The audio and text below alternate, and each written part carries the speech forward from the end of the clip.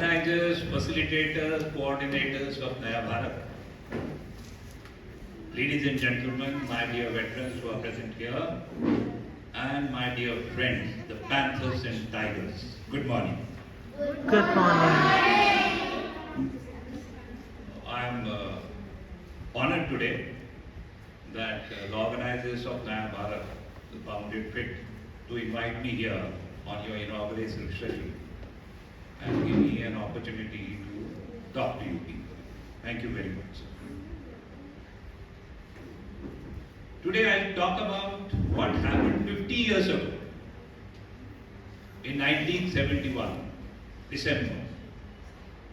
For Panthers it may be slightly heavy, but bear with me, because to know the history of our nation is very important.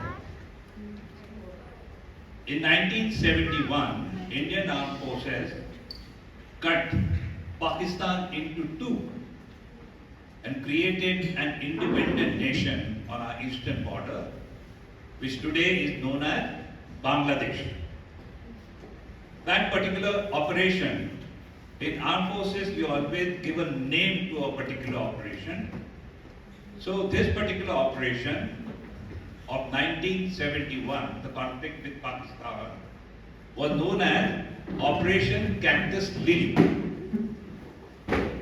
Cactus, you know, कांटे होते हैं, चुभता है, right? And lily is something which is very gentle. So the gentle lily was for the people of East Pakistan, which later became Bangladesh, and the cactus was for Pakistan. Okay, so I'll just talk to you about how the operation went about, how the planning went about. This genesis goes back to 1947. On 15th of August 1947, India got its independence. A day before that, Pakistan got its independence. Before 14th of August, there was no Pakistan. India was there, but there was no Pakistan. At that time, before the independence came about, we had a party called Muslim League,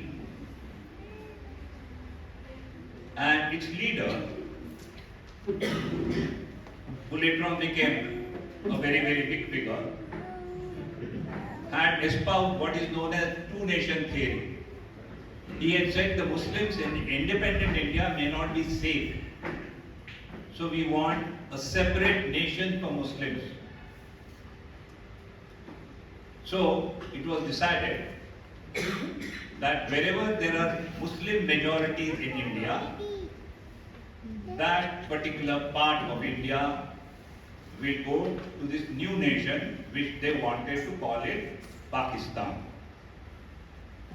So majority of western part of our Punjab, Sindh area, Balochistan, which had huge Muslim majority, went to Pakistan.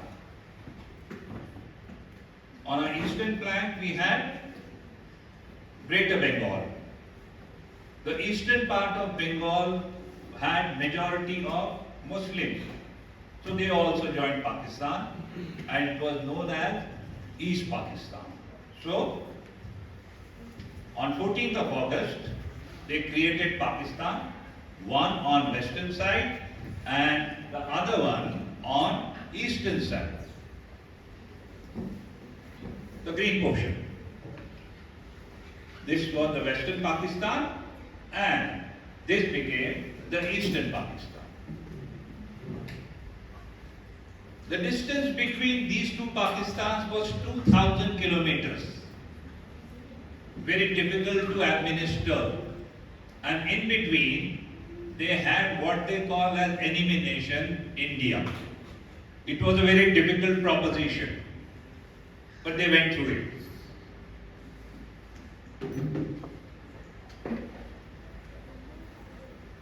Pakistan got its independence in 1947. Since then, we've been having general elections every 5 years in India. And that's why we are called the world's biggest democracy because whole lot of people are here. But Pakistanis, since 1947, always had a martial law. That means the military was ruling that country. It was for the first time that in 1970 that they had general elections in Pakistan. On eastern side, they had a party on eastern Pakistan which was known as Awami League. And on western side, they had Pakistan People's Party and a whole lot of things. So at that time, in 1970, General Yahya Khan was ruling the country as a dictator. This was General Yahya Khan.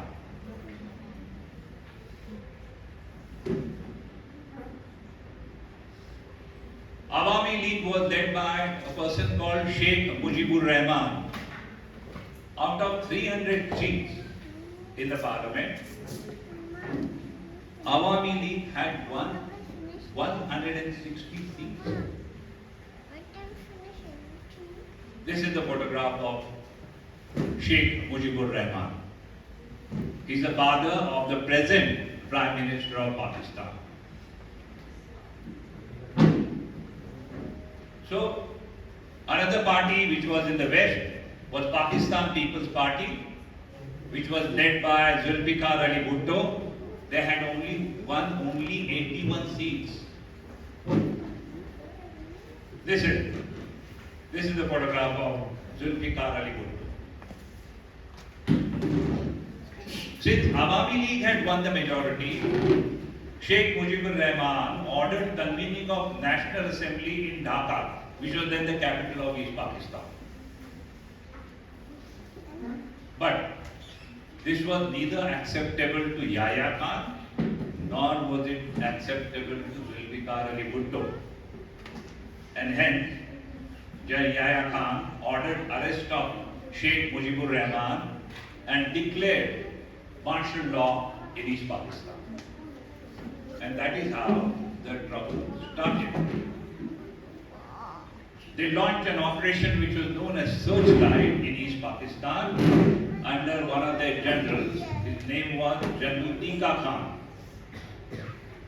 The aim of that operation was to arrest the dissidents and members of Awami League, and that is how the genocide, that means killing of Bengali Muslims in East Pakistan, started.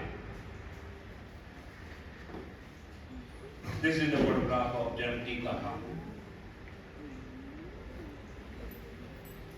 All supporters of Awami League were arrested, tortured and killed. Women were raped and killed. Even the children, small children, were thrown up in the air and caught on the banners of the Pakistani soldiers. Right? The refugee influx started in eastern states of India. They came to Assam, they went to Nagaland, they went to Mizoram. Wherever they could find place, they came into India and caused a lot of burden, especially on our eastern states. And at that time, our country was not doing that well economically.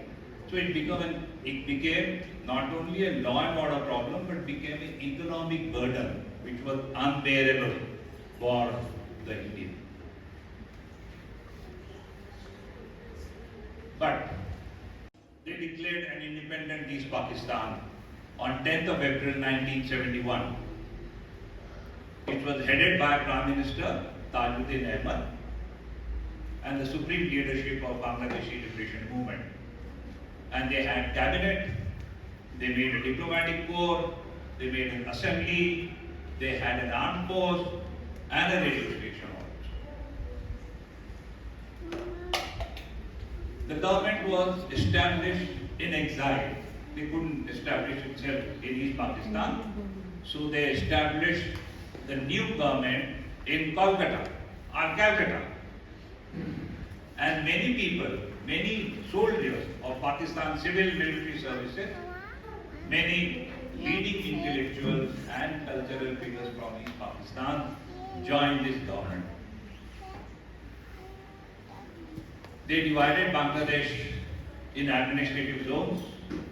Of course, headquarters was in India, and they requested Government of India to help them in the armed struggle against the Pakistan. They appointed special envoys.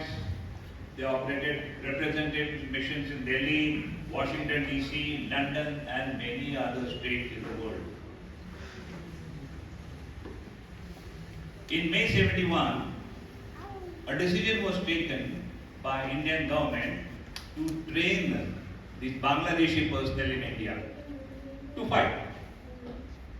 And they were called Mukti Bahini. Initially, they made 4 sectors.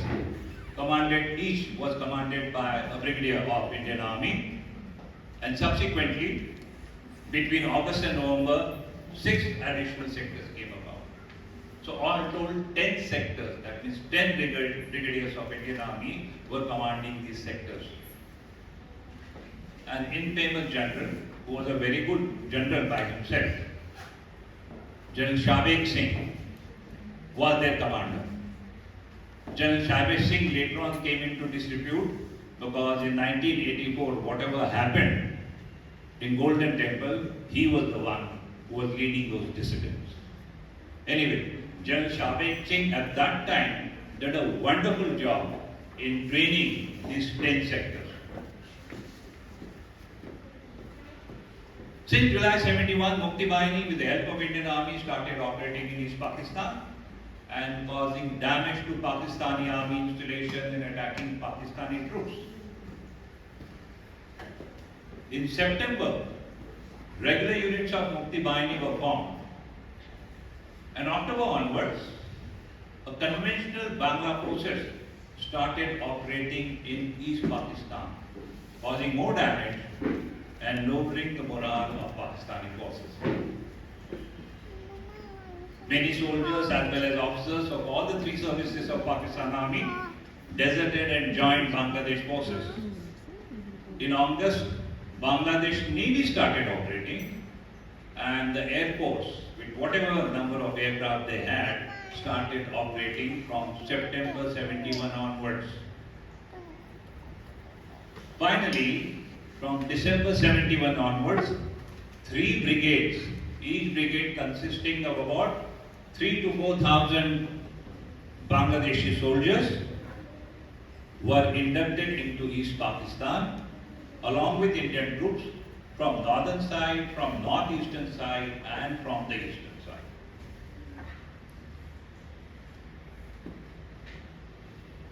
Political imperatives for preparing a favorable, you see, whenever we go to war against a country, especially after Second World War, the other nations in the world do not want this. Do not want any country to fight a war. Because if the war is fought between 2 countries, it not only affects those 2 countries, but affects the economy of the whole world. There are a whole lot of problems. Since yesterday, Russians have invaded Ukraine for whatever reason. Let's not discuss about that. But it has shaken the whole world. It has affected India's economy also. Our share market has crashed because people are worried what will happen. So, when you have to go to war, when you have to fight with someone, you have to convince the other nations also that we want to fight this particular war, or we want to fight this particular conflict for this and this reason. You have to convince them, and you have to make them accept your logic, and then only you can go to war these days. So that is how the Indian government also started talking to all the international leaders, convincing them that what we are going to do is for a just cause, because firstly there has been a genocide, 30 lakh Bengali Muslims have been killed by Pakistani soldiers. All the refugees have come into India. which is causing a huge damage to our economy. So we got no other option but to help the Mukti Bahini and have a conflict with East Pakistan. So that is how the thing started.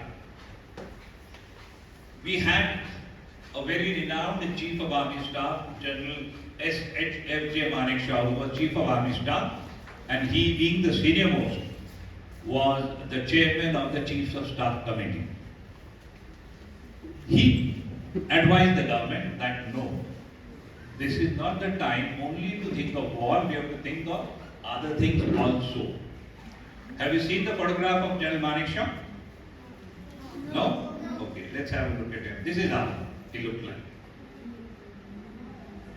Okay, and you see the photograph, he's talking with the Prime Minister, then Prime Minister, Mrs. Indira Gandhi.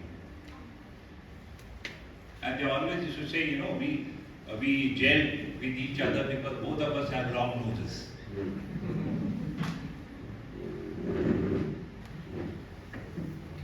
So, General Manekshaw advised the Prime Minister and the Cabinet Committee. Indira Gandhi wanted to go into Bangladesh in April 97 itself. But the Chief of Army Staff advised her as well as the Cabinet Committee that this is not the right time to go into Bangladesh. Because he said soon the monsoons will start.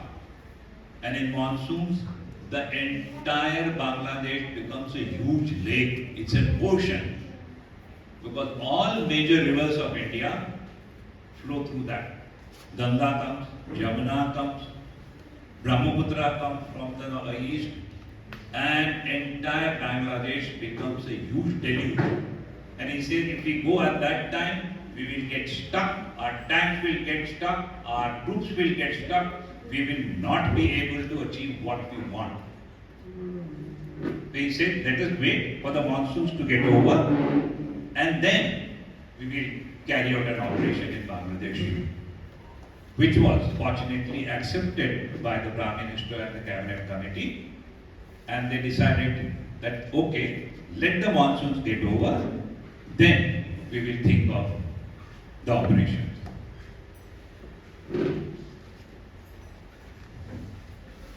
And it also gave enough time for our army, Indian Army, to prepare, all the three services to prepare for war.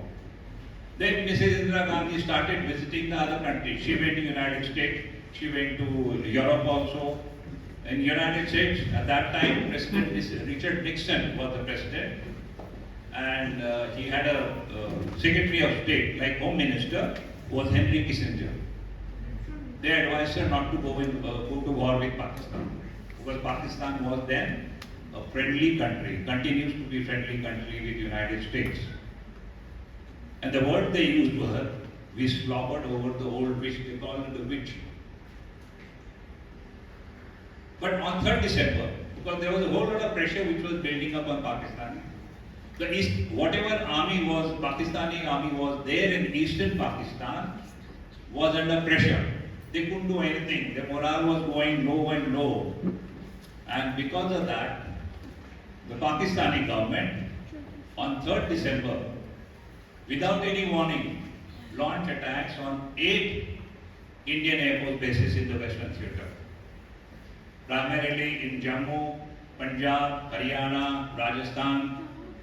At that time, Mrs. Indira Gandhi was in Calcutta, and from there she spoke to the nation and told everyone that Pakistan had launched an unprovoked attack on us, and that is the reason we are forced to declare a war against Pakistan.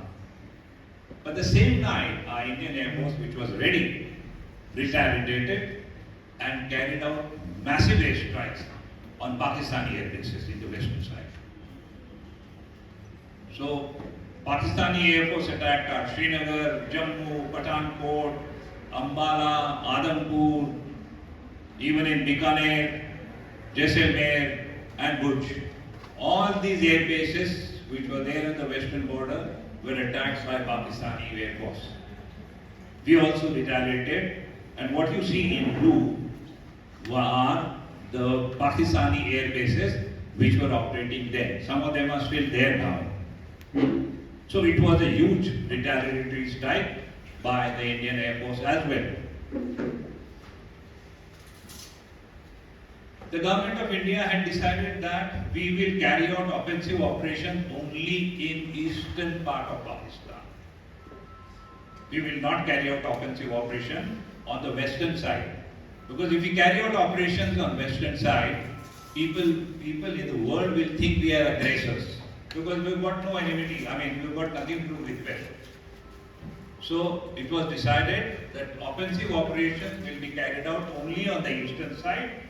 On the western side, we will have offensive defense.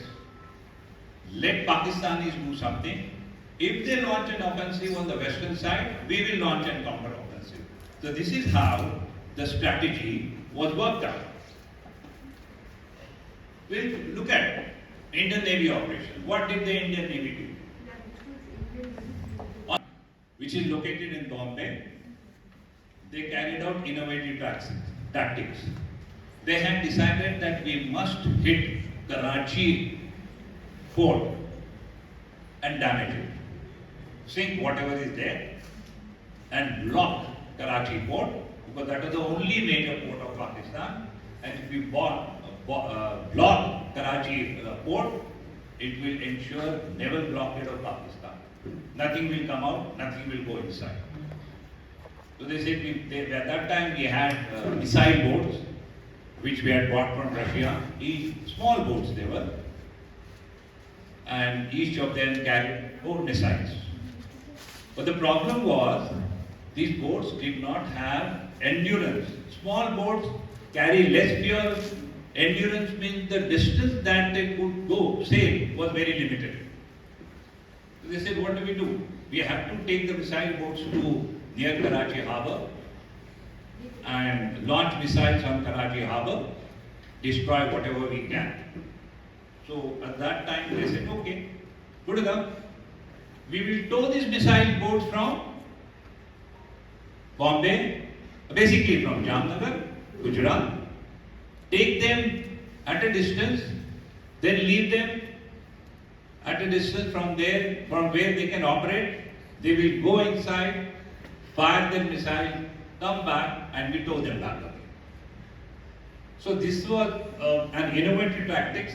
Pakistanis could never think that the small Russian missile boats which were with India could come all the way near Karachi port and bombard us with their missiles. And on 4th of December, when our missile boat launched missiles, they sank 3 Pakistani naval ships and killed 720 officers and sailors. Our Indian naval ship Kukri was patrolling for protection of the western coast, especially around Jamnagar, Saurashtra area. One of the Pakistani submarines, which was known as PNS Hunger or Handor, sank our Kukri. But the same night, our Navy also retaliated. We again took our missile boats there near Karachi harbour, launched another attack and destroyed all oil tanks in Karachi, and also sank their 3 merchant vessels. So total blockade of Karachi harbour was established by Indian Navy. This is how this missile boat looked like. When the missile was fired, this was a photograph of a missile being fired from this missile boat. So from Jamnagar area, they went all the way through, towed the boats there, and along this particular line, they left the missile boats free. Missile boats went inside, attacked harbour in Karachi, came back to this line, and were towed back along this route. So this is how the missile boats were towed there. They fired, destroyed whatever they could, and then came back. Our Kukri was patrolling around this area, and that is where it was sunk. Kukri was sunk off Gujarat coast. Captain Mahendranath Mulla was the captain of the ship. He, along with his 18 officers and 176 sailors, went inside. They never left the boat. Because the captain said, "This is my boat, I'm going to be here all the time. I'm not going to leave my boat." And all of them sank. Of course, out of them, 67 were subsequently saved, but only 67. The rest of them went down. And because of his bravery and leadership in the face of the enemy, Captain Mahendranath Mulla was awarded Mahavir Chakra posthumously. What the media said. They said that 40 kilometers of view, an anti-submarine brigade, INS Kukri and INS Kirpan were on the mission to search and destroy Pakistani submarines in the vicinity. Around 5 kilometers away, 60 meters underwater, Pakistani submarine Hunger detected the Indian ships and started closing in for the kill. Hunger fired its first torpedo at Kirpan, but it missed the targets, and the torpedo went below the ship and went ahead without exploding. Because only when it strikes a hard object does it explode. So there was no resistance, so it sailed on. But the second torpedo hit our Kukri, and within minutes, Kukri sank. And all told, including officers, 194 crewmen went down, only 67 could be saved. And even as Kukri crewmen were jumping overboard, Hunger fired the third torpedo at Kirpan, but Kirpan escaped. So we only had one casualty, that was INS Kukri. This is how the media reported. What happened at? Okay, we'll talk about Kukri later on. On the eastern flank, we had only one aircraft carrier, which was known as INS Vikrant. With her onboard aircraft, she successfully bombed Chittagong Harbour and Cox's Bazar. This is Chittagong Harbour and this is Cox's Bazar. And established a total naval blockade of East Pakistan. So our Western fleet established blockade on Karachi Harbour and Western Pakistan, and the Eastern fleet established a naval blockade on Eastern Pakistan. So there was no movement of ships outside both the sides. Pakistanis had launched another submarine, which was the state-of-art submarine at that time. It was known as Ghazi. So they had decided to launch Ghazi earlier, before anything would happen. So on 14th of November, Ghazi left Karachi and sailed for Chittagong, that is Eastern Pakistan. But her real target was India's Eastern Naval Fleet. It was reported that on 23rd November that Ghazi travelled 2,200 nautical miles to carry out patrolling in area which was known as Mike Zone. Mike means Madras. On 26th of November, Pakistan is declared emergency in the country. And that is the time the Pakistani Navy sent a message to Ghazi that now be active, please activate your torpedoes in the boat. Till then they were not activated. On 27th November, Ghazi reached Vizag and started crawling around. And in Vizag, there is a small little channel which goes into the Vizag. Vizag means Visakhapatnam Harbour. Small little channel that goes inside. And this particular submarine was outside, waiting for any Indian ship to come out or go inside. and they were looking for an opportunity to strike. But what happened? On 3rd of December, it was reported that a massive explosion has taken place in sea. And section of Ghazi, the hull, had blown open and she sank. And on 4th of December, the wreckage of Ghazi was seen by the Indian naval ships and the fishermen, because fishermen came and reported an oil slick, because when a ship sinks, the whole oil comes out. There's a huge lake-like thing which becomes, we call it oil sick. That was reported by the fishermen. So Navy sent somebody, they found the wreckage, and it was confirmed that this particular submarine has sunk. This is how the media had reported. You see, from Karachi, these people went and around Sri Lanka, came to Madras, and then had approached Visakhapatnam and Vizag.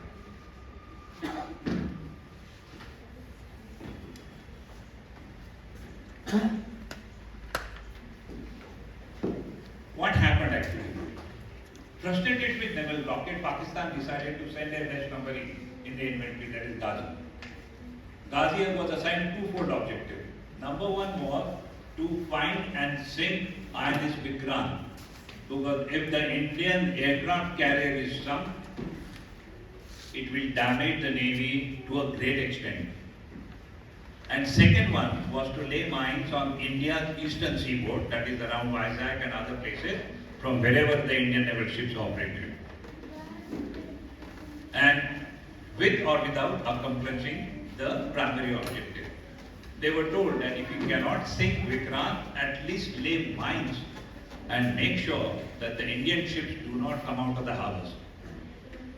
But they did not know that our aircraft carrier, along with the protection fleet, were already in Andaman Nicobar Islands after bombing Chittagong and Cox's Bazar.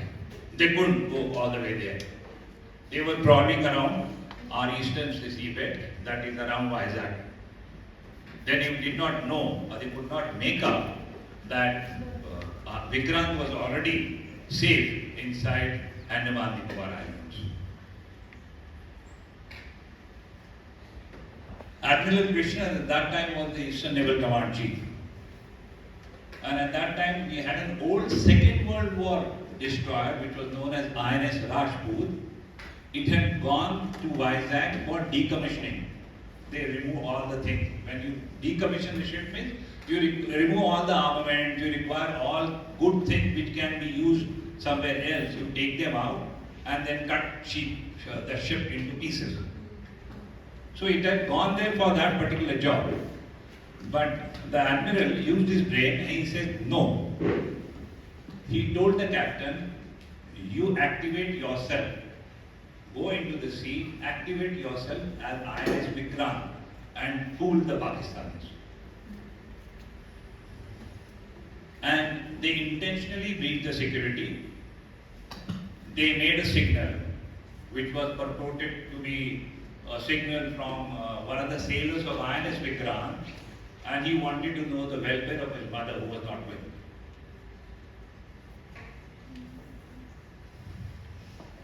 So in the ensuing cat and mouse game, INS Rajput, the good old destroyer, finally caught PNS Ghazi making a hurried drive. It came up, Ghazi saw the ship coming out, and when you see an enemy ship and a destroyer coming out, you know as a submariner that those people are going to launch depth charges. Depth charges are charges that you launch into the water, they go down and blast and damage the submarine. So the captain of INS Ghazi made a hurried dive. The submarine weighs more than 100 tons. So you can imagine an object of 100 tons sinking, diving down into the water. It is bound to disturb the water level, is it not? So INS Rajput CO noticed that something had gone down very fast, which has dived very fast. So suspecting that it was a Pakistani submarine, he launched the blast. He launched depth charges, which are known as depth charges, They go down at a particular height, particular depth and blast. Ghazi, as it is, was going down very fast. On top of that, the tape charges went off and it damaged. And it went and hit the seabed. And the spark spread. And they had kept the mine, they had kept the torpedoes which were stored. They blew up. The hull went off and the ship sank. And the next day, of course, the oil slick came up, the wreckage came up, which was noticed by the fishermen, and it was a confirmed kill. A Second World War destroyer, INS Rajput, had successfully killed their best submarine, INS Ghazi. INS Ghazi came all the way and was sunk off Vizag. What did our Air Force do? In 3 days' time, the Pakistani Air Force in East Pakistan was either destroyed or grounded. And after that, the Pakistani army in East Pakistan did not have any air support. And our aircraft in Eastern Pakistan were flying with impunity. There was nothing that was firing at them.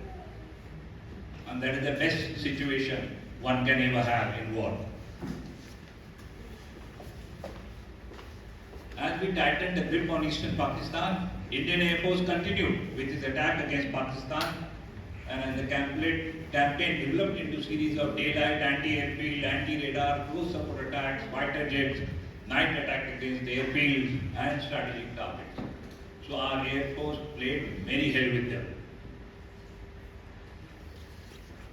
Pakistani Air Force actually played a very limited role in the operation. In first 3 days, in Pakistan Air Force was finished. Subsequently, in West Pakistan, they did something, but not to that significant level. And IAF was able to conduct all kinds of missions. They carried out troop support, they carried out air combat, that is head-to-head fighting, they carried out deep penetration strikes. They also launched the parachute operation. The first para-drop took place after Second World War was in 1971. That was done by India. We'll talk about it later. They also drew feints to avoid, to take enemy fighters away from our actual target. So whatever they wanted to do, they could do it. Because Pakistani Air Force was only hell-bent on fighting in the air. They did not carry out any other type of operation, air operation. And whatever Pakistani Air Force survived, they ran to Iran and sought refuge there. The Pakistani Air Force, after 3 days, was either in Iran or in their underground bunkers, never came out. That is the kind of a superiority the Indian Air Force had achieved, both on eastern and western side. Let's see, this is how. What you see in brown, these are the Indian formations. What you see in green is Pakistani formation, and what you see in yellow, 3 dots, are Mukti Bahini. I told you, Mukti Bahini 3 brigades were launched from north. This brigade came from north, this brigade came from northeast, and this brigade moved in from the eastern side. So the plan of operation was, we will surround East Pakistan and move in from all possible directions. And the Indian Army moved in from 4 major directions. Dhaka was, of course, the objective. We had to liberate Dhaka in the shortest possible time. So on 23rd November, war actually started on 3rd December, mind you. But on 23rd November, the Indian Army conventionally penetrated to the eastern front and crossed East Pakistan border to join Mukti Bahini, which was already inside since July.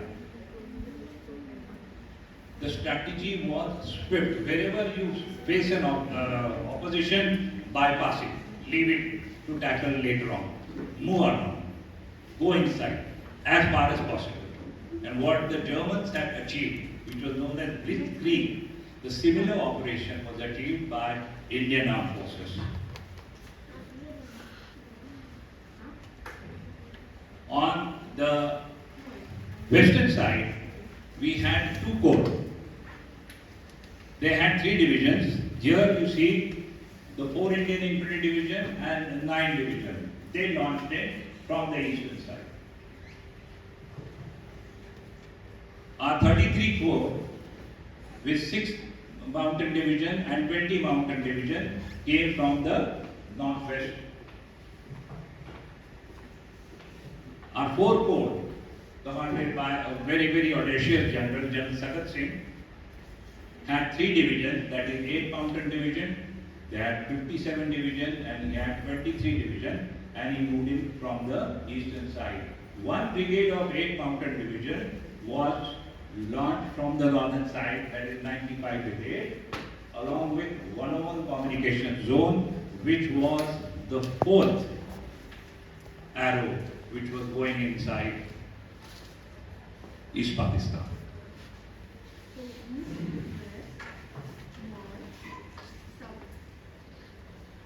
In 13 days time, flat 13 days, the entire Pakistani army capitulated and surrendered. This was an unheard of operation at that particular time. Nobody expected Indian Armed Forces to move in so fast and reach Dhaka. And we gave an ultimatum to Eastern Command of Pakistan, which was headed by General A.K. Niazi, that within 30 minutes, we give you 30 minutes to surrender. And on 16th of December, the surrender ceremony took place. This is the photograph of the surrender ceremony. This is our General Jagjeet Singh Arora, who was GOC Eastern Command, leading the operation. This is General A.K. Niazi, the Chief of Staff, who became later on Lieutenant General Jacob. He had captured 90,000 prisoners. All Bangladeshis wanted to lynch all these 90,000 Pakistani soldiers. But we had ensured that Indian Army will protect these 90,000 people and move them safely into prisoner of war camps located in many Indian places. And we achieved that. We did not let any Bangladeshi kill these people because they were unarmed. We had removed their weapons. And 19,000 Pakistani soldiers were saved by Indian Army after surrender and moved into prisoner of war camps. I'll just talk about some decisive, hard-fought battles. These battles were very hard-fought and really did great damage to Pakistan.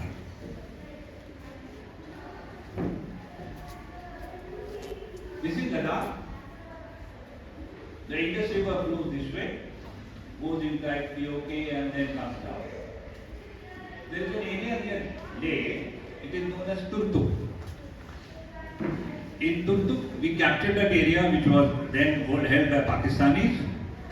In Kargil sector, many features were captured because Kargil is a place where the highway which comes from Srinagar to Leh is dominated in Kargil area, and that is where our operation Vijay took place subsequently.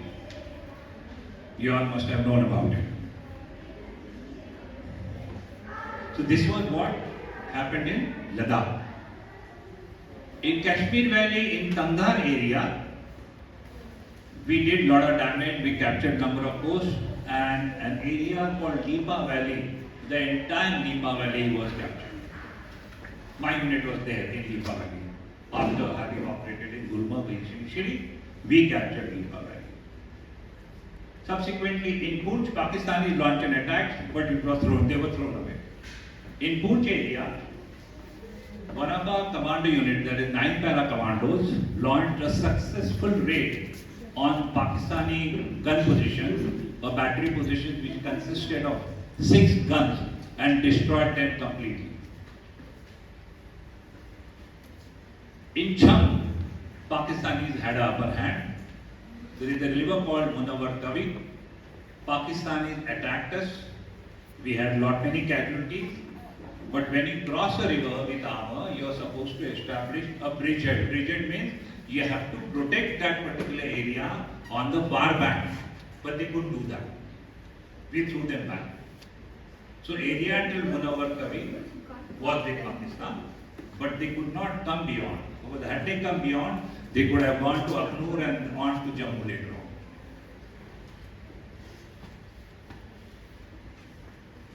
This is what happened in JNK. These were very hard-fought battles.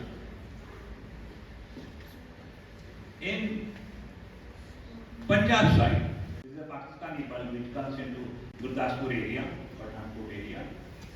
There is a place called Chakra. We launched an offensive operation there and successfully held the brigade despite Pakistani counterattacks and held it successfully. Battle of Chakargarh, Battle of Basanta are one of the best battles that we can talk about on the Western theatre. In this particular battle, Una Horse was one of the armored regiments, and you would have known about Second Lieutenant Khetarpal, 21-year-old boy, whose tank was burning. His tank could not move, but he told his commanding officer, "Sir, my gun is working, so let me be inside." And from that burning tank, he along with his crew destroyed 5 Pakistani tanks there, and their counterattack came to naught. After the war was over, our men from Una House were recovering that tank. So some of the Pakistani officers who were there on the other side went and met them. He said, "Who is this person who was in this tank?" So our boys told, "This is Second Lieutenant Khetarpal." He said, "आपके साहब ने बहुत अच्छा लड़ाई किया है, हमारे 5 tank तोड़ डाले उन्होंने। अगर वो नहीं होते तो हम अंदर घुस चुके होते, आपको तहस-नहस कर देते।" कहते वो जख्मी हुए क्या? कहते नहीं साहब गुजर गए। कहता है बहुत सैल्यूट किया था। His father was a brigadier, had retired. Subsequently, he went to Pakistan and met another Pakistani brigadier from Armored Corps who hosted him. And he told him that, "Sir, it was me who killed your son. I'm very sorry for that, but he fought a very brave battle." And that is how Second Lieutenant Arun Khetarpal was awarded the highest military award of the Indian Army, Paramveer Chakra, posthumously for his operation in Chakragarh sector. In Bazalka area, in Punjab, Pakistanis infiltrated. There we have buns. So they captured the bun and sat there. Indian brigade launched number of counterattacks. There's a unit called 4 Jat. They launched 4 counterattacks even during daylight, but could not succeed. But subsequently, we surrounded the Pakistanis from the other side and could take this area back. 4 Jat suffered innumerable casualties there, but it was a very hard-fought battle. Then we come to Rajasthan. In Rajasthan, from Bikaner, our forces went into area called MajGen, and more than 1,000 square kilometers of area was captured by them in this particular sector. Pakistani armored brigade was attacked in Longewala. In Longewala area, a unit called 23 Punjab had one company. One company consists of only 100 plus people. They were there. These people came at night, they started firing, and one armored brigade means 120 tanks. So you can imagine a group of 120 tanks coming and attacking an infantry post consisting of 100 plus men with artillery firing. But the Punjabi did not give up. With their recoilless guns, they destroyed 13 Pakistani tanks. And by then the first light came, and from Rajasthan, then our hunters, our Indian Air Force, took off and destroyed additional 48 tanks in the Longewala area. Longewala area was then known as Shamshan of Pakistani tanks, because more than 60 Pakistani tanks were destroyed, and after having seen this destruction, the rest of them ran. So those people had decided, the brigade commander said, we will have breakfast in Jaisalmer and lunch at Jodhpur. But they couldn't come anywhere near Longewala also. So this was one of these were the two best battles which were fought in Rajasthan sector. We look at some important places in Bangladesh. The first attack came on Hilli. We attacked from here because aim was to release this area, entire this area, but Hilli came in between. And a brigade of the division attacked Hilli, frontally, suffered innumerable casualties. We lost more than 100 men there in that particular place. Subsequently, of course, Hilli was captured, but at the cost of more than 100 men. The unit was 8 guards. The people who were holding Hilli was a unit known as 4th Frontier Force, Pakistani unit. Our chief, then chief, General Manik Shah, was commissioned in this unit. And when he was fighting with, in Burma, he had got wounded. So after the war, 4th Frontier Force sent a message to Indian Army, whoever was there. He said, आपके chief साहब को बताना, उनकी unit ने यहाँ भी कोई कम नहीं किया था, बहुत अच्छा काम किया था. And then of course, when they were in prisoners of war camp, General Manik Shah went and met them. One of the ensures of 4th Frontier Force was telling in the prisoners of war camp, he said, हमने सुबह में देखा आपका तीसरा attack आ रहा था, एक सरदार जी, because it was a unit of the guard, brigade of the guard, there were hardly no seats there. He said, एक सरदार जी अकेला आगे आ रहा था, उसके पीछे पीछे उसके आदमी जा रहे थे, 20-25 लोग थे, लेकिन ये अकेला आगे आ गया, हमारी एक ब्राउनिंग मशीन गन को उसने बंकर से खींच लिया, फेंक दिया, लेकिन वहां मारा गया. ये कौन था बंदा आपका? जैसे कि हमारा सेकेंड लेफ्टिनेंट समरा था, who was later on awarded Mahavir Chakra posthumously. So this was the kind of a bravery which was shown by young officers of the Indian Army, and it continued heretofore. So this was Hilli. Another important operation was Tangail. For the first time after Second World War, anywhere in the world, a parachute operation was launched.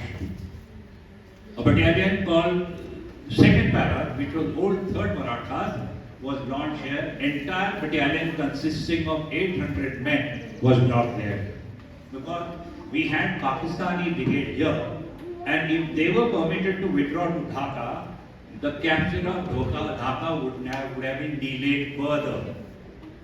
To make sure that this brigade does not reach Dhaka, we launched this parachute unit here, and they held that area. And there is an area called Pungli Bridge, which was held by them, and they have it as a battle honor, Pungli. This particular unit is now become a special force. They are located in Bangalore. Take them there sometimes. I'm sure they'll be happy to see them. There is a place called Jamalpur here. In Jamalpur area, one of the units of 95 Brigade, the entire unit had established an ambush against the Pakistani Brigade. That unit was 1st Battalion of the Maratha Light Infantry, which was subsequently commanded by Brigadier Sandeep. And after 2 para landed here, First Marathas came and linked up with them, and this was a small force consisting of one brigade. But they were the ones, along with first Marathas and second Paras, who entered Dhaka first. They were the ones who went to Dhaka first. Another big operation was launched from Brahman Bari area. This was the 4-Corps area. 4-Corps was supposed to come, this is river Meghna. They were supposed to come and establish itself only on the eastern bank of Meghna, not go ahead. But General Sagat Singh was the corps commander. He said, no, I would like to go inside. I would also like to reach Dhaka. The army commander did not want it, but General Sagat insisted. And for the first time, Indian Army with good cause launched a heliborne operation to cross Meghna. And all the helicopters were put together, about 40-50 of them, and they moved this battalion from Brahman Baria into on the western side of this thing. So this was one of the very important and very, very daredevil operation which was carried out under command of General Sagat Singh. From Brahman Baria, we call it Heli Bridge because they crossed the Meghna river and they were on way to Dhaka. So these were some of the very, very important battles that took place. So at the end of 13-day war, Indian Army created an independent nation called Bangladesh, and as a result captured what I've told you earlier, 90,000 prisoners of war. However, subsequently, when we had discussion, there was negotiation in Shimla conference between Pakistani Prime Minister Zulfikar Ali Bhutto and our Prime Minister, we gave away all this. I don't know for what reason. All the areas which were captured by us, we gave away. All 90,000 prisoners of war, we gave away without any advantage. Maybe, had we insisted, we could have resolved the Kashmir issue at that time. But anyway, that was not to be. The most impressive thing in 1971 operation was junior leadership. Wherever the troops of Indian Army went in, whether for an attack or a defense, it was the junior leaders who carried the day. And fortunately, that tradition still goes today in the Indian Army. When anything that happens in J&K, you will get to know that it is only the lieutenants and the captains and the majors who lead the people from the front and get killed, get wounded. And it's because of this junior leadership today that Indian Army is doing as well as it is. This has been the hallmark of Indian Army since then. Ladies and gentlemen, Panthers and Tigers, I am finished. Thank you very much for giving me an opportunity to talk to you on this particular subject, which is very close to my heart. Thank you very much. Jai Hind. All Pakistan Armed Forces to Bangladesh, to Lieutenant General Jagjit Singh Arora, General Officer Commanding in Chief of Indian and Bangladesh Forces in the Eastern Theatre. The surrender includes all Pakistan land, air and naval forces and also all paramilitary forces and civil armed forces. These forces will lay down their arms and surrender at the places where they are currently located to the nearest regular troops under the command of Lieutenant General Jagjit Singh Arora at number of places wherever our army was facing Pakistani soldiers. They surrendered to the local commander. Pakistani Eastern Command shall come under orders of Lieutenant General Jagjit Singh Arora as soon as this instrument has been signed. Disobedience of orders will be regarded as a breach of surrender terms and will be dealt with in accordance with accepted laws and usages of war. The decision of Lieutenant General Jagjit Singh Arora will be final. Should any doubt arise as to meaning or interpretation of surrender terms. Lieutenant General Jagjit Singh Arora give a solemn assurance that personnel who surrender shall be treated with dignity and respect. The soldiers are entitled in accordance with provisions of Geneva Convention and guarantees the safety and well-being of all Pakistani military and paramilitary forces who surrender. Protection will be provided to foreign nationals, ethnic minorities and personnel of West Pakistan origin by the forces under the command of Lieutenant General Jagjit Singh Arora.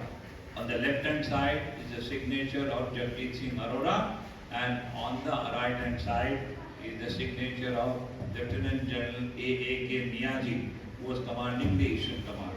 Incidentally, this Lieutenant General A.A.K. Niazi is the uncle of present Prime Minister of Pakistan. Who's that? Yeah. One day, an additional thing, Imran Khan had met our General Jacob, who was by then the Lieutenant General. They had met in some function, and he started saying something bad about Indian Army. So General Jacob, in his own flowery language, told Imran Khan that Mr. Imran Khan Niazi, I was the one who did this to you, to your uncle. Since then, Imran Khan has stopped using his surname Niazi. Happy beta? He had captured 90,000 prisoners. All Bangladeshis wanted to lynch all these 90,000 Pakistani soldiers. But we had ensured that Indian Army will protect these 90,000 people and move them safely into prisoner of war camps located in many Indian places. And we achieved that. We did not let any Bangladeshi kill these people because they were unarmed. We had removed their weapons. And 19,000 Pakistani soldiers were saved by Indian Army after surrender and moved into prisoner of war camps.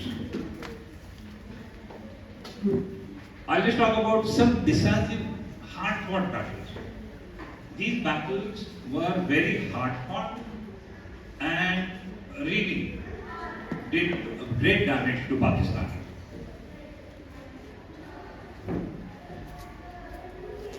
This is Ladakh. The Indus River flows this way, goes inside POK and then comes down.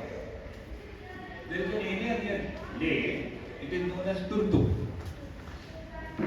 In Turtuk, we captured that area which was then held by Pakistanis. In Kargil sector, many features were captured because Kargil is a place where the highway which comes from Srinagar to Leh is dominated in Kargil area. And that is where our operation Vijay took place subsequently. You all must have known about it. So this was what happened in Ladakh. In Kashmir Valley, in Kandahar area, we did a lot of damage. We captured number of posts, and an area called Lipa Valley, the entire Lipa Valley was captured. My unit was there in Lipa Valley. After having operated in Gulmarg initially, we captured Lipa Valley. Subsequently, in Poonch, Pakistanis launched an attack, but it was thrown. They were thrown away. In Poonch area, one of our commando units, that is 9 para commandos, launched a successful raid on Pakistani gun positions, or battery positions which consisted of 6 guns, and destroyed them completely. In Chang, Pakistanis had an upper hand. There is a river called Munawar Tawi. Pakistanis attacked us. We had many casualties. But when you cross a river with armor, you are supposed to establish a bridgehead. Bridgehead means you have to protect that particular area on the far bank. But they couldn't do that. We threw them back.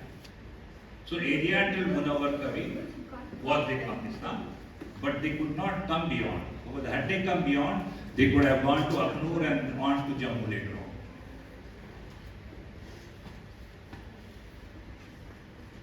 This is what happened in J&K. These were very, very hard-fought battles. In Punjab side, this is a Pakistani ball which comes into Gurdaspur area, Pathankot area. There is a place called Chakra. We launched an offensive operation there and successfully held the brigade despite Pakistani counterattacks and held it successfully. Battle of Chakargarh, Battle of Basanta are one of the best battles that we can talk about on the Western theatre. In this particular battle, Pune Horse was one of the armored regiments, and you would have known about Second Lieutenant Khetarpal, 21-year-old boy, whose tank was burning. His tank could not move, but he told his commanding officer, "Sir, my gun is working, so let me be inside." And from that burning tank, he along with his crew destroyed 5 Pakistani tanks there, and their counterattack came to naught. After the war was over, our men from Pune House were recovering that tank. So some of the Pakistani officers who were there on the other side went and met them. He said, "Who is this person who was in this tank?" So our boys stood. "This is Second Lieutenant Khetarpal." He said, "आपके साहब ने बहुत अच्छा लड़ाई किया है, हमारे 5 tank तोड़ डाले उन्होंने।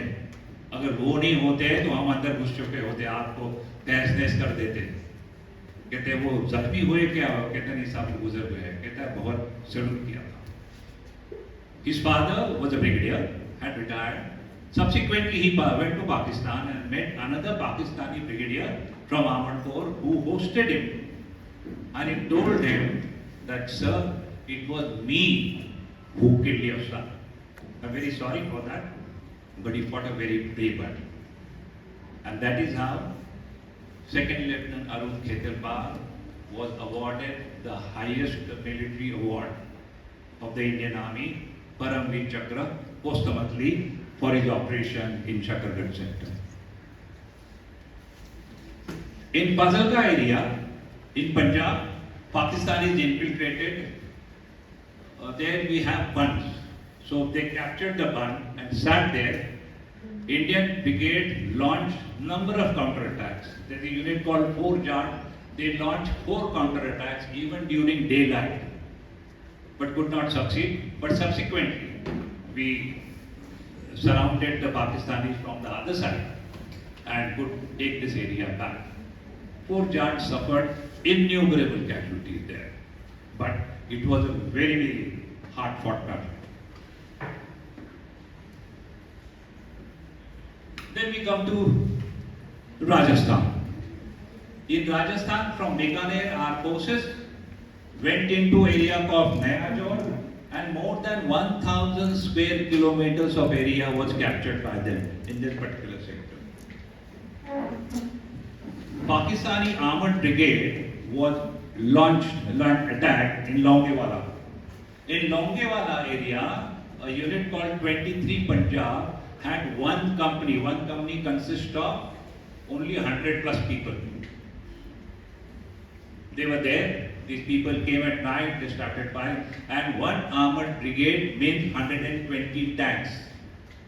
So you can imagine a group of 120 tanks coming and attacking an infantry post consisting of 100 plus men with artillery firing.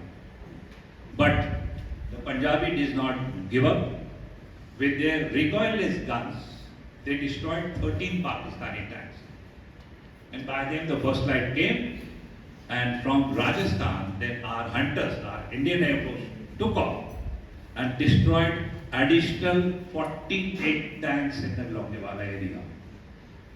Longewala area was then known as Shamshan of Pakistani tanks.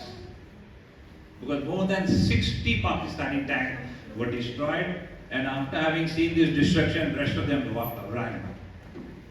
So those people had decided, the brigade commander said, we will have breakfast in Jaisalmer and lunch at Jodhpur.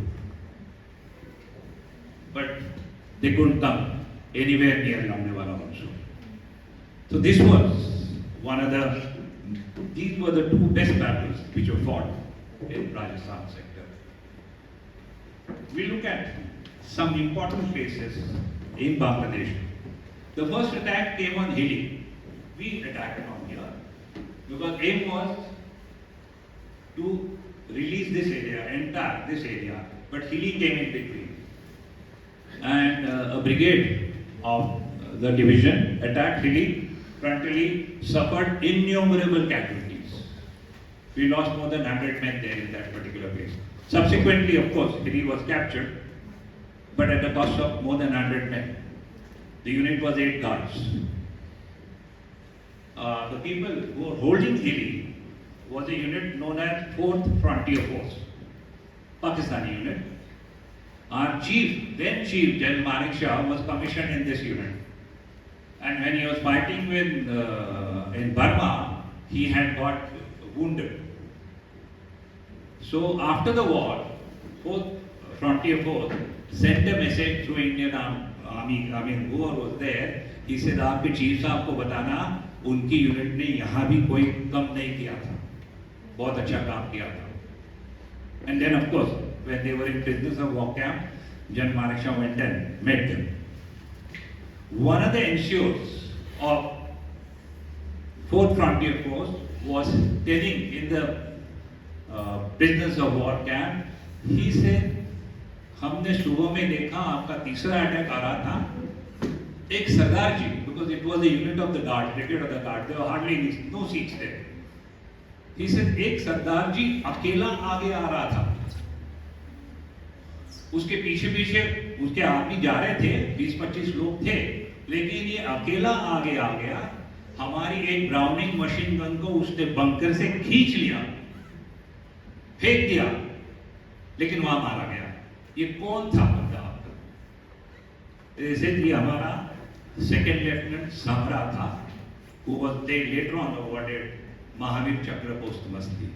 So this was the kind of a bravery which was shown by young officers of the Indian Army, and it continued heretofore. So this was Hilli. Another important operation was Tangel. For the first time after Second World War, anywhere in the world, a parachute operation was launched. A battalion called Second Para, which was old 3rd Marathas, was launched here. Entire battalion consisting of 800 men was dropped there. Because we had Pakistani Brigade here, and if they were permitted to withdraw to Dhaka, the capture of Dhaka would have been delayed further. To make sure that this brigade does not reach Dhaka, we launched this parachute unit here, and they held that area. And there is an area called Pungli Bridge, which was held by them, and they have it as a battle honor, Pungli. This particular unit is now become a special force. They are located in Bangalore. Take them there sometimes. I'm sure they'll be happy to see them. There is a place called Jamalpur here. In Jamalpur area, one of the units of 95 Brigade, the entire unit had established an ambush against the Pakistani Brigade.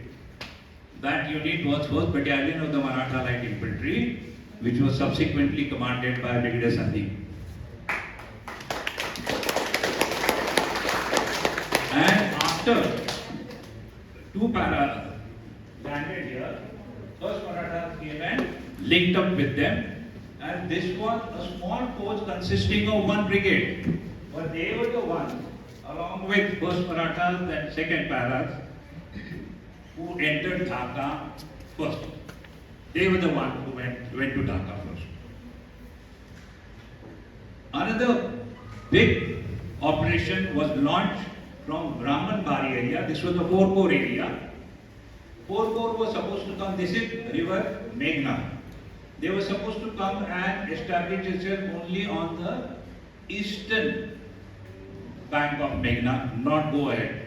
But General Sagat Singh was the corps commander. He said, no, I would like to go inside. I would also like to reach Dhaka. The army commander did not want it, but General Sagat insisted.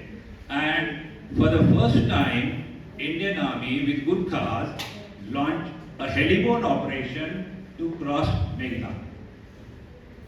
And all the helicopters were put together, about 40-50 of them, and they moved this battalion from Brahman Baria into on the western side of this thing. So this was one of the very important and very daredevil operation which was carried out under command of General Sagat Singh. From Brahman Baria, we call it Heli Bridge because they crossed the Meghna river and they were on way to Dhaka. So these were some of the very important battles that took place.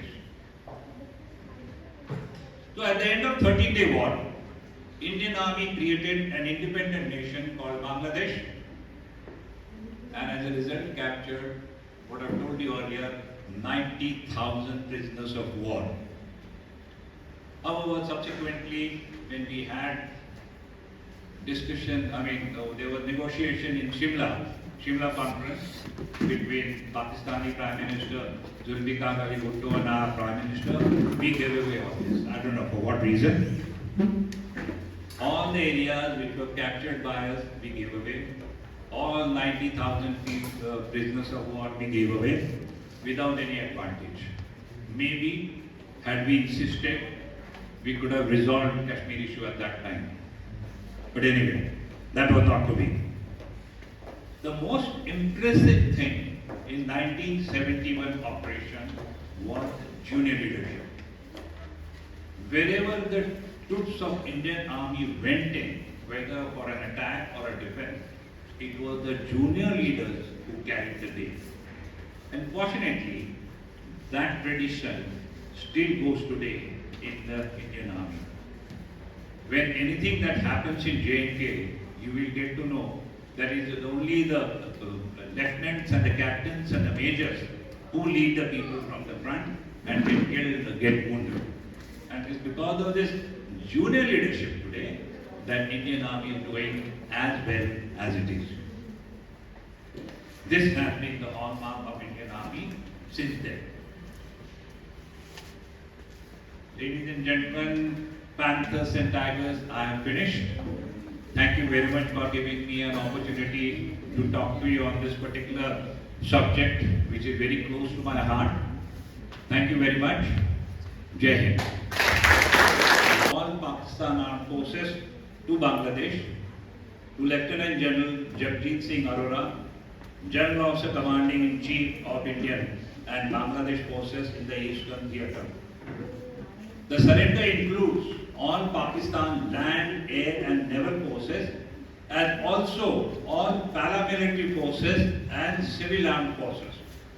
These forces will lay down their arms and surrender at the places where they are currently located to the nearest regular troops under the command of Lieutenant General Jagjit Singh Arora at number of places wherever our army was facing Pakistani soldiers. They surrendered to the local commander. Pakistani Eastern Command shall come under orders of Lieutenant General Jagjit Singh Arora as soon as this instrument has been signed. Disobedience of orders will be regarded as a breach of surrender terms and will be dealt with in accordance with accepted laws and usages of war. The decision of Lieutenant General Jagjit Singh Arora will be final should any doubt arise as to meaning or interpretation of surrender terms. Lieutenant General Jagjit Singh Arora give a solemn assurance that personnel who surrender shall be treated with dignity and respect. The soldiers are entitled in accordance with provisions of Geneva Convention and guarantees the safety and well-being of all Pakistani military and paramilitary forces who surrender. Protection will be provided to foreign nationals, ethnic minorities, and personnel of West Pakistan origin by the forces under the command of Lieutenant General Jagjit Singh Arora. On the left-hand side is the signature of Jagjit Singh Arora, and on the right-hand side is the signature of Lieutenant General A.A.K. Niazi, who was commanding the Eastern Command. Incidentally, this Lieutenant General A.A.K. Niazi is the uncle of present Prime Minister of Pakistan. Who's that? Yeah. One day, an additional thing, Imran Khan had met our General Jacob, who was by then the Lieutenant General. They had met in some function, and he started saying something bad about Indian Army.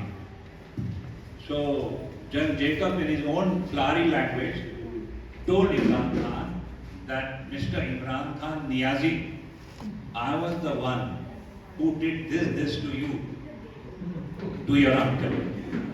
Since then, Imran Khan has stopped using his surname Niazi. Happy beta?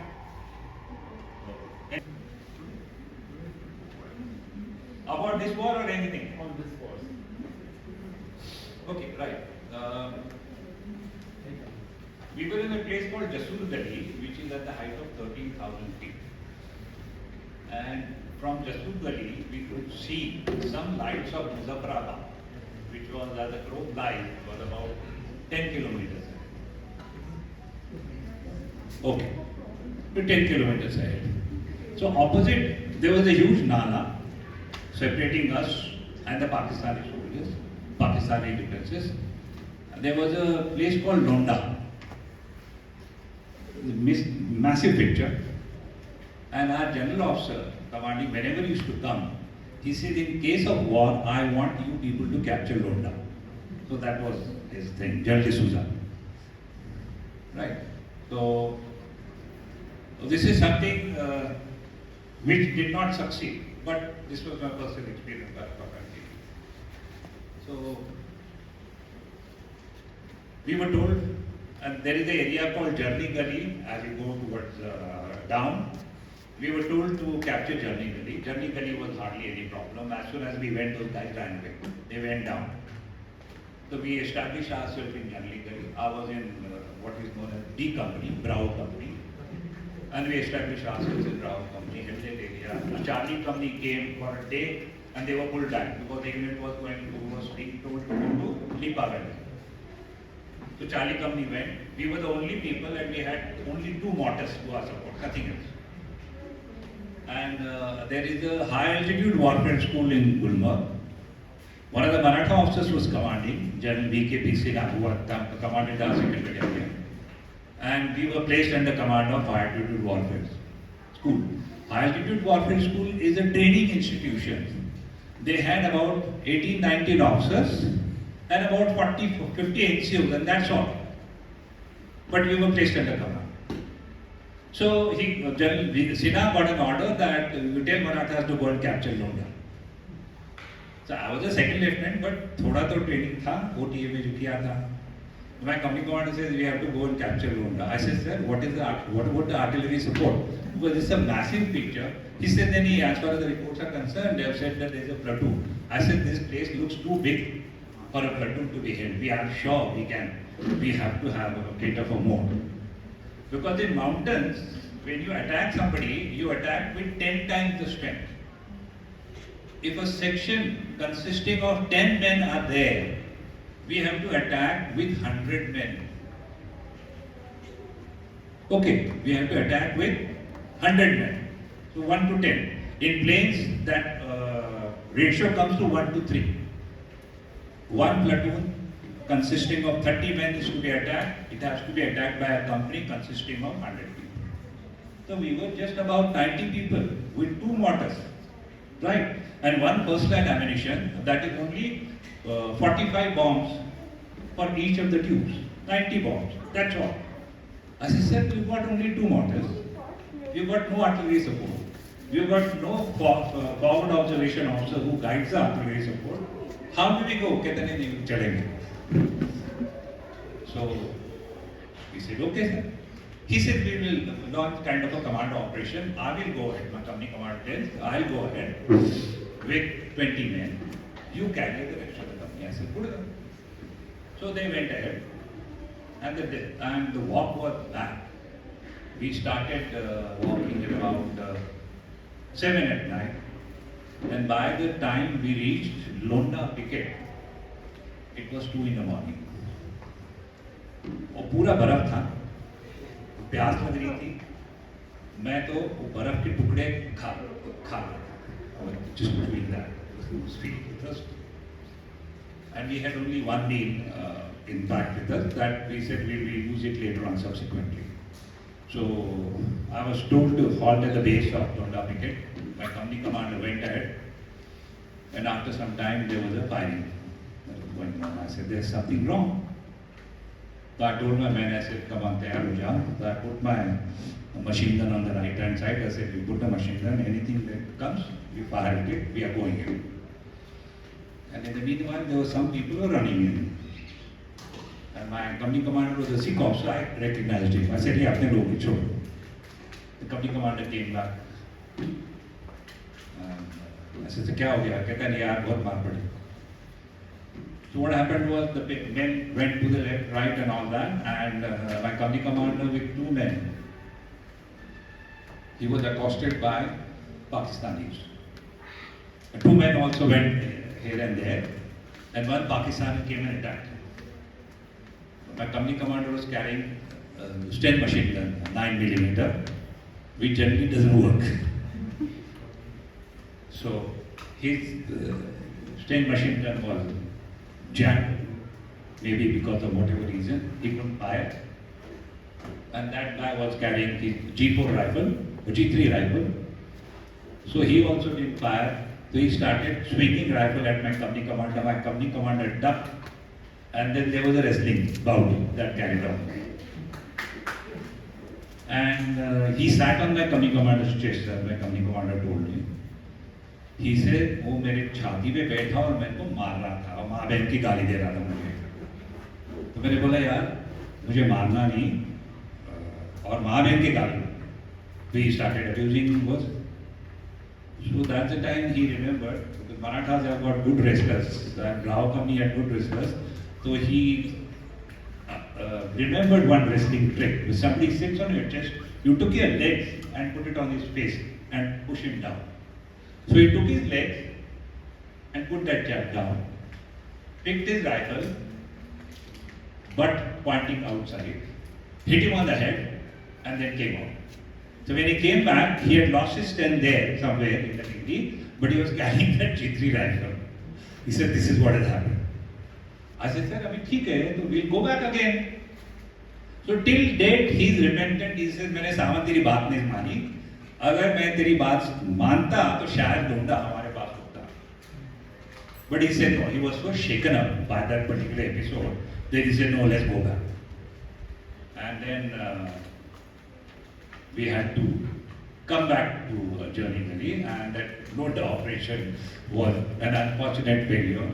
But even today, my company commander is now 18. He's in Delhi. He talks to me, and he's repentant. He says, "मैंने तेरी बात मान ली होती ना, बात अलग होती."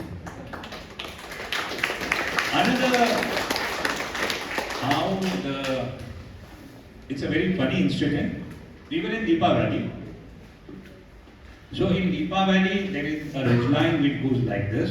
On the right side, there is a ridgeline which goes, and in between there is a Nala which goes towards Pakistan. We had captured on the left side, and on the right side, 9-6, one of the units went. But what happened in that war? There was a huge area in between on the right hand side, which was left by Sikhs. They were on that side.